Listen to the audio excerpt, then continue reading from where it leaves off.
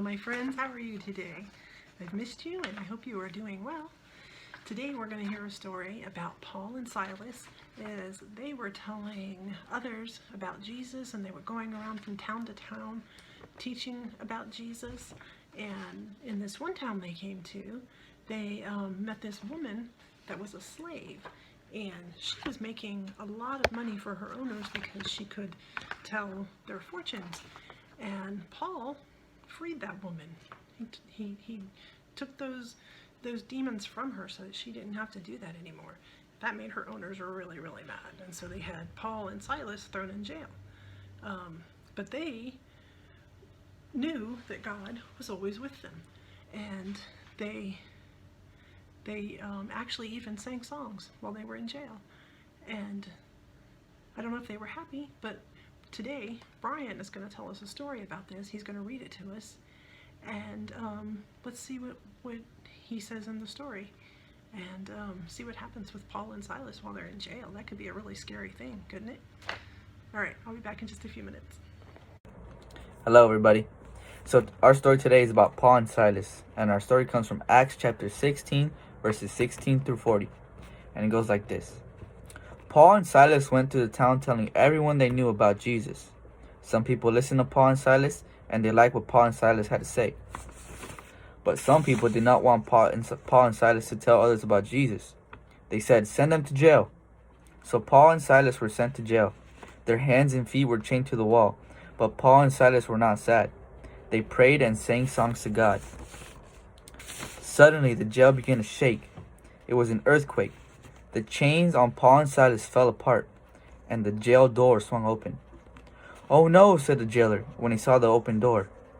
"I'm sure all my prisoners ran away, and I'll get in trouble for letting them go."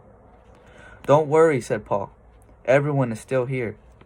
Then Paul and Silas told the jailer about Jesus. "I want to know more," said the jailer. "Come home with me and tell my whole family about Jesus." So Paul and Silas went home with the jailer and told his whole family about Jesus. The jailer and his family then became followers of Jesus. So what do you guys think is the most important part of this story? Thank you, Brian, for that story. I really appreciate you doing that, and I'm so thankful that you were able to read for us. So what do you guys think about Paul and Silas being in jail? They were in jail, and they decided that they were going to sing to God because they weren't afraid. Well, no matter what happened to them, they weren't going to be afraid. They knew that God was with them. And so in Psalm 100, it tells us, all the earth shout triumphantly to the Lord. And that's one of our crafts today. And it's got the scripture on it, and you get to make a little chain out of it. I colored mine just because I like coloring sometimes. So Paul and Silas, while they were in jail, they were shouting triumphantly to God. Triumphantly means like a victory, or that they were happy because they knew that God was with them, and they weren't going to let being in jail stop them from talking about God. So they decided to sing. That's pretty brave, don't you think? All right, what do we have today? That was one of our crafts there. And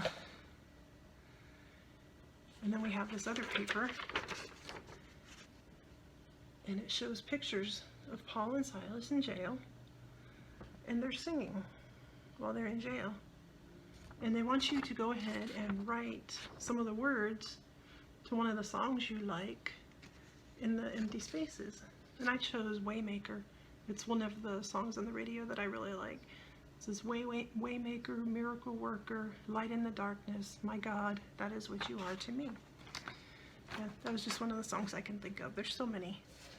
So, all right, and we also have a bulletin. On the front, there's a little story that tells us about Paul and Silas being in jail. And here's the jailkeeper who was so worried when all those gates were opened. But Paul and Silas said, "Don't worry, everybody's still here." And then he ended up taking them home so they could tell the rest of his family about Jesus too.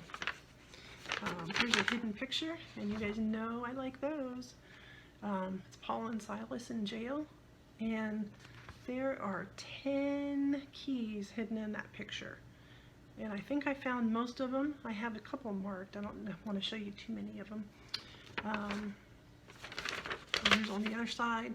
You have to, since Paul and Silas were such good partners and they worked well together, here you need to find the partners in these pictures and draw a line to who is the correct partner. And I just realized I think I did one of them wrong. Oh well. Hopefully you guys don't get it right. I hope you enjoyed the story today, my friends, and I look forward to seeing you. Take care, and bye-bye.